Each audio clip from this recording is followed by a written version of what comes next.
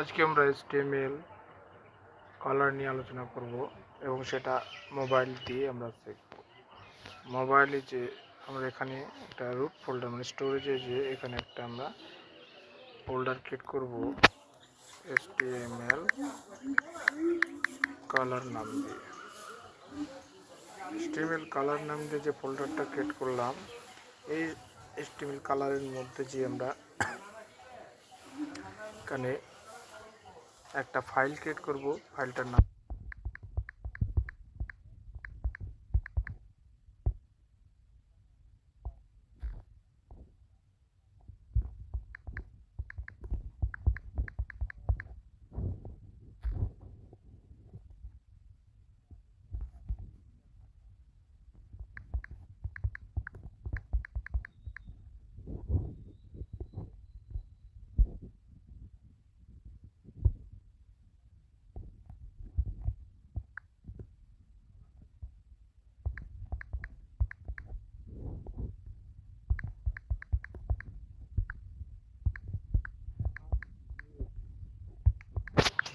under